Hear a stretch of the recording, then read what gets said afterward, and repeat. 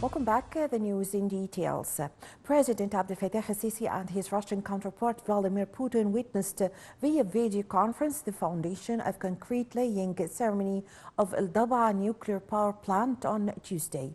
The event marked the first concrete pouring for the fourth nuclear unit of Al-Daba plant, a project which is scheduled to be finalized by 2028. The details in the following report.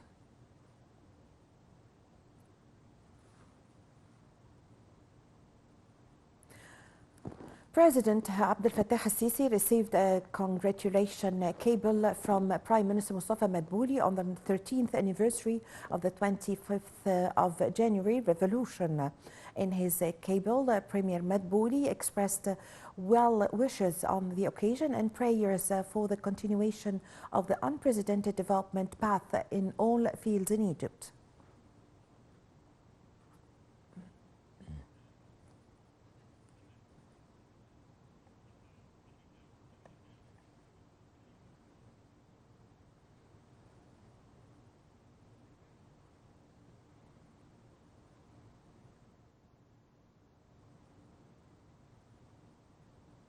President Abdel Fattah el-Sisi and his Russian counterpart Vladimir Putin witnessed via video conference the foundation of the concrete laying ceremony of Al-Daba nuclear power plant on Tuesday. The event have marked the first concrete pouring of the fourth nuclear unit of Al-Daba plant, a project which is scheduled to be finalized by 2028. The details in the following report.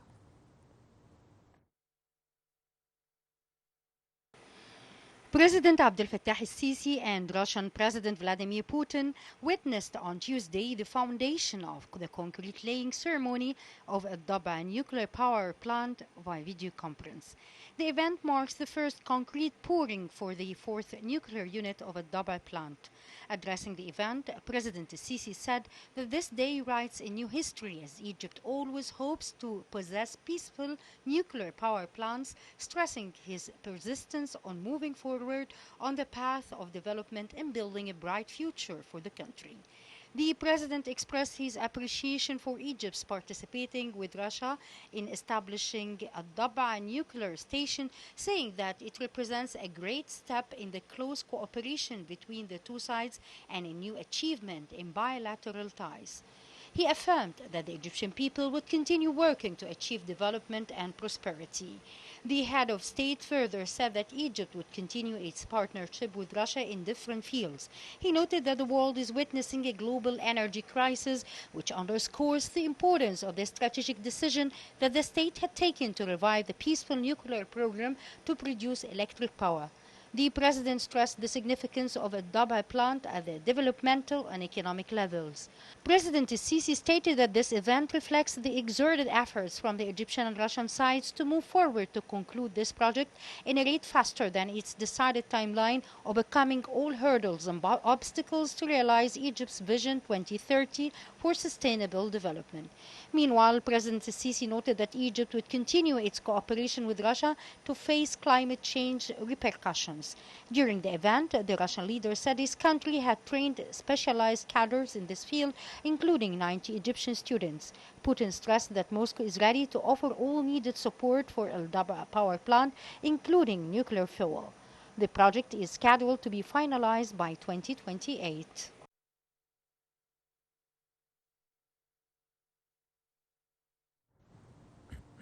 On the sidelines of the 10th meeting of the Egypt-EU Partnership Council in Brussels, Foreign Minister Sameh Shoukry stressed on Tuesday the significance of cementing dialogue between Egypt and the European Parliament on the basis of partnership and mutual respect. Speaking during a meeting with European Parliament head Roberta Metsola, Shoukry asserted that Cairo places great importance to boosting ties with the European Union. The top diplomat further reiterated that the European Parliament can play a vital role in ongoing efforts aimed at ceasing fire in Gaza and alleviating the suffering of the Palestinian people. At a press conference with Minister Shoukry, EU Foreign Affairs Chief Joseph Borrell said Israel cannot be allowed to block the creation of a Palestinian state after the war in Gaza.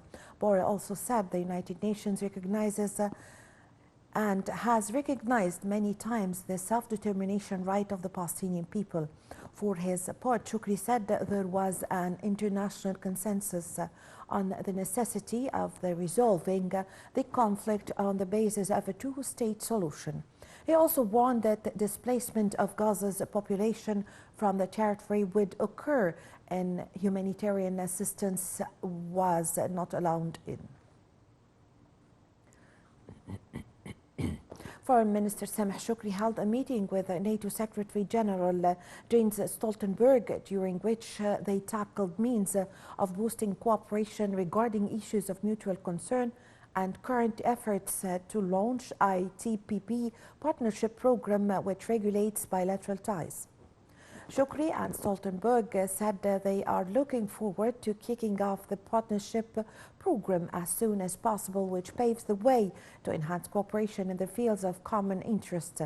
Stoltenberg expressed his appreciation of the vital role played by Egypt in the region and its contribution to boosting security and stability there. The meeting also tackled the exchange, the vision and assessments of a number of issues in the region, including the current crises in the Gaza Strip and the future of the Palestinian cause, in addition to the current developments in the Horn of Africa and the Red Sea. Shoukry also briefed Stoltenberg on Egypt's stance towards these issues and Egypt's efforts to enhance peace and security in the region while listening to the NATO's chief's evaluation of the Ukrainian crisis. On the same context, Shoukry reviewed Cairo International Center's capabilities to settle the disputes and maintain peace. Israeli aggression continued on the Gaza Strip for the 109th consecutive day. The Palestinian Health Ministry said 195 Palestinians, 354 injuries in the past 24 hours.